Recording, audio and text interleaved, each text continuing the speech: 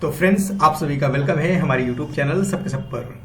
आज के इस फोटोशॉप के ट्यूटोरियल में हम लोग सीखेंगे कि अगर आप कोई भी लेबल या कोई भी डिजाइन किसी प्रोडक्ट पे लगा देते हैं या पहले से लगा हुआ है, आप चाहते हैं उसको रिमूव करना है। जैसा कि आप यहाँ पर देख पा रहे हैं, ये एक लेबल इसके ऊपर लगा हुआ है और मेरे कुछ स्टूडेंट्स ने पूछा कि जब इसको रिमूव करते हैं तो वो रिमूव प्रॉपर तरीके से नहीं हो पा रही है। वो बेसिकली करते ये हैं कि इसका सिलेक्शन किया और एडिट में जाने के बाद यहाँ पर एक ऑप्शन होता है फिल का और कंटेंट अवेयर का यूज करते हैं और ओके कर देते हैं। तो ये परफेक्ट रिमूव नहीं कर पा रहा है। तो फिर आखिर इसका सॉल्यूशन क्या है?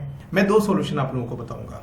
एक सॉल्यूशन है कि अगर आपके पास फोटोशॉप का लेटेस्ट वर्जन है CC 2025 है और इसका AI आप यूज कर सकते हैं तो AI से रिमूव कर देंगे। और जिसके पास फोटोशॉप का ये लेटेस्ट वर्जन नहीं है उनको क्या करना चाहिए? तो सबसे पहले मैं बता रहा हूं कि अगर आपके पास फोटोशॉप का AI वर्जन नहीं है तब क्या करेंगे। उसके लिए सिंपली आप सिलेक्शन बना लीजिए। नॉर्मली इस तरीके से सिलेक्शन बनाएंगे और आप आ जाएंगे, यहाँ एक टूल है पैच टूल, आप इस टूल पर आ जाएंगे और इस टूल की जो सेटिंग है हमारी वो सबसे पहले आप ऊपर देखें तो यहाँ पर न्यू सिलेक्शन है, पैच में नॉर्मल है, सोर्स सेलेक्टेड है और यहाँ पर डिफ्यूजन में 5 हमने यूज किया हुआ है। इस चीज का ध्यान देंगे आप।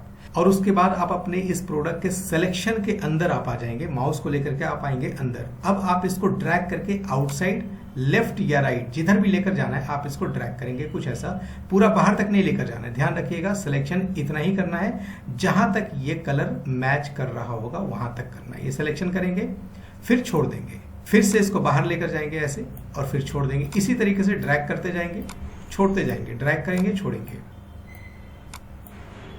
अब अगर आप नोटिस करें तो बहुत अच्छे ढंग से वो लेबल गायब हो चुका है और जो कलर एक्चुअल में था प्रोडक्ट का वो कलर इसके ऊपर आ चुका है। तो आप इस तरीके से रिमूव करेंगे, लेकिन ध्यान रखेंगे कि पैच टूल जब आप ड्रैग करेंगे तो बाहर तक नहीं जाना चाहिए।